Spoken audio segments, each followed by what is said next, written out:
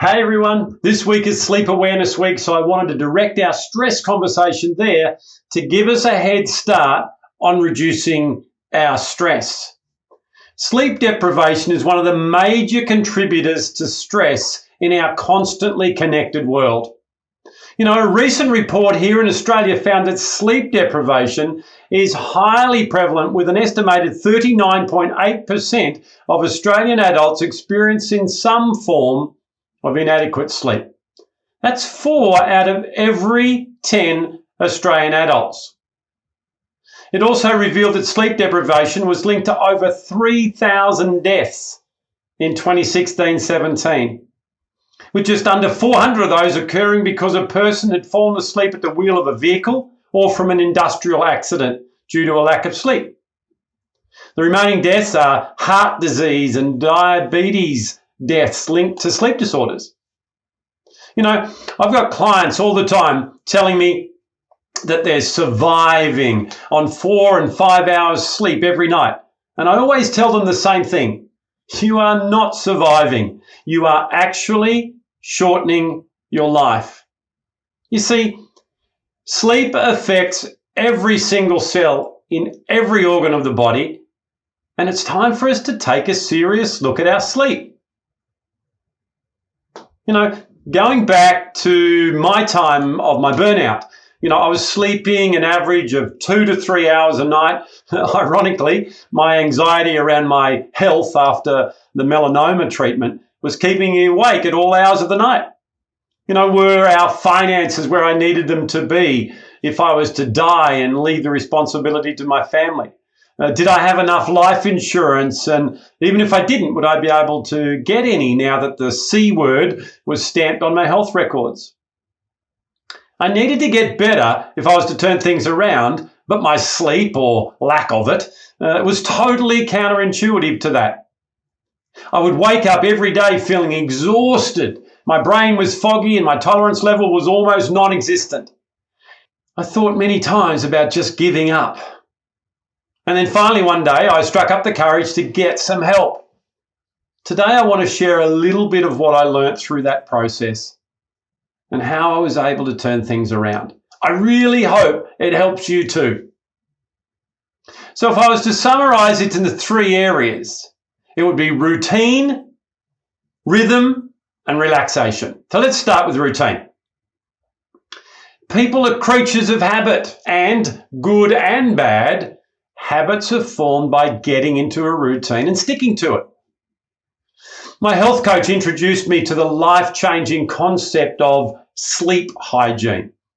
Now, if you'd have asked me what that was before she told me, I would have thought that it was about going to bed in clean sheets after having a shower.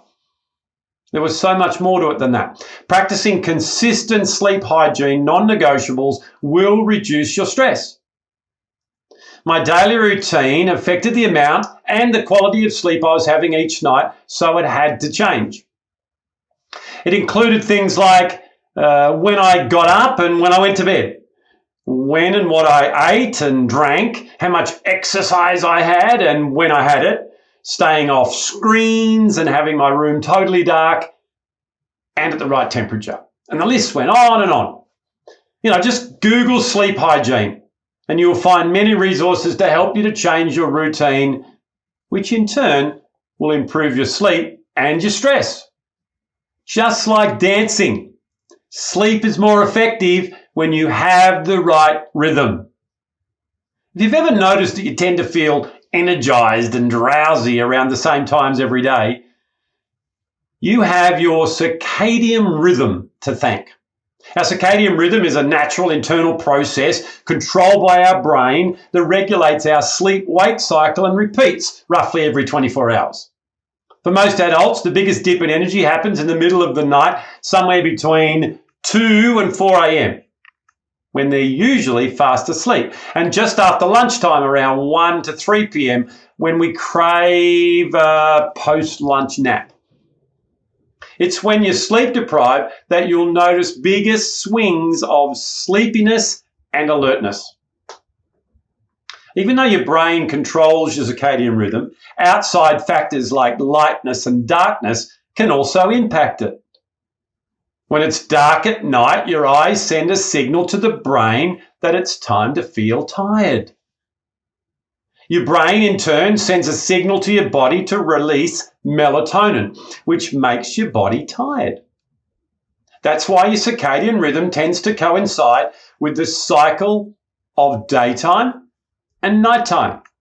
Your circadian rhythm works best when you have regular sleep habits, like going to bed at night and waking up in the morning around the same times of the day, every day, even on weekends. When things get in the way, like jet lag, daylight savings time, or staying up to watch a sporting event on TV that keeps you up until the early hours of the morning, you can disrupt that circadian rhythm, which makes you feel out of sorts and can make it harder to pay attention. The first step to every healthy sleep and stress regime is learning to relax the mind and body.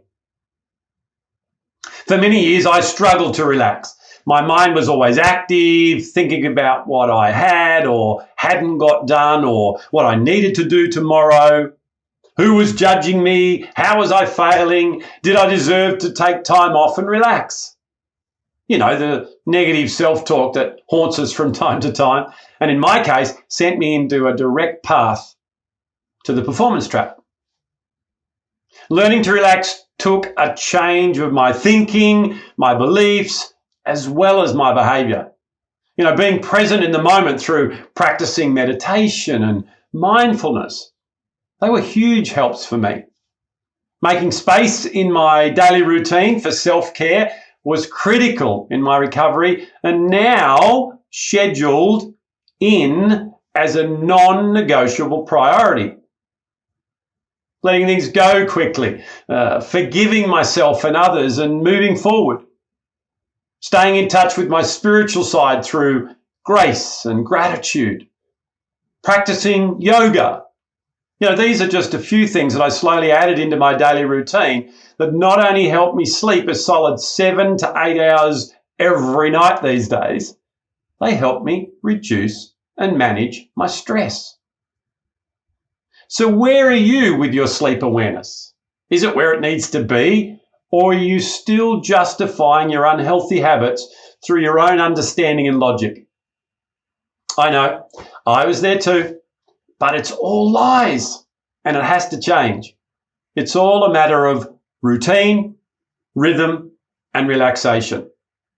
Hopefully this has given you some food for thought, and even though our calendar sets aside 1 week a year for sleep awareness, this must be something we celebrate every week if we want to live a long, healthy and happy life with less stress. Have an amazing week because you deserve it. And if you still haven't got your copy of my Stress Reduction Maximizer, hit the button below and grab one now. See you next week as we continue the conversation around all things stress.